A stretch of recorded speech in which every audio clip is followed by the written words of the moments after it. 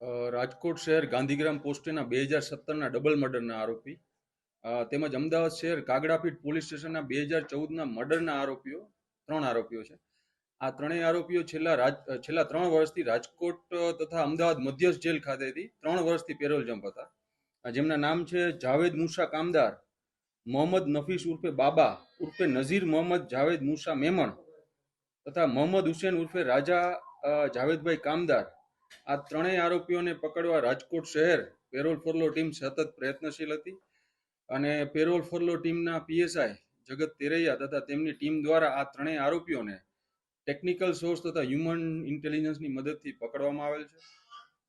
આ ત્રણેય આરોપીઓ વિરુદ્ધ રાજકોટ શહેર, અમદાવાદ શહેર તથા જુનાગઢમાં ખૂનની કોશિશ તથા મારામારીના 9 ગુનાઓ દાખલ છે. આ આરોપીઓ પૈકી 2 આરોપીઓ જાવેદ મુસા કામદાર તથા મોહમ્મદ નફીસ ઉર્ફે બાબા, નઝીર મહેમદ જાવેદ મુસાભાઈ મેમણ બંને 2014માં કાગડાપીઠ પોલીસ સ્ટેશનના મર્ડરના ગુનામાં અમદાવાદ મધ્ય જેલમાં હતા.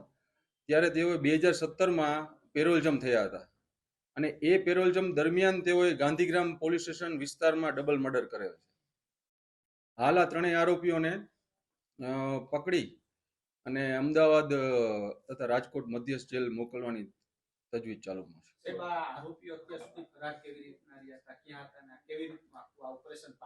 આ આરોપીઓ 2017માં આમાં પૈકીના 2 આરોપીઓ જાવેદ અને મોહમ્મદ એ બંને 2017માં કાગડાપીઠ પોલીસ સ્ટેશનના ગુનામાં પેરોલ જમ્પ હતા.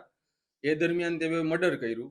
પછી પાછા 2022માં ફરીથી પાછા પેરોલ થઈને બંને કોડીનાર ખાતે રહેતા હતા. ત્રણેય આરોપીઓ. આ બંને ઘટનાઓમાં કાગડાપીઠ પોલીસ સ્ટેશનમાં એક મર્ડર કરેલ છે આરોપીઓ દ્વારા અને બીજા અહીંયા 2017માં ગાંધીગ્રામ વિસ્તારમાં પણ ભરવાડને 2 ભરવાડ ભાઈઓનું પણ મર્ડર કરેલ છે ધંધાર્થે.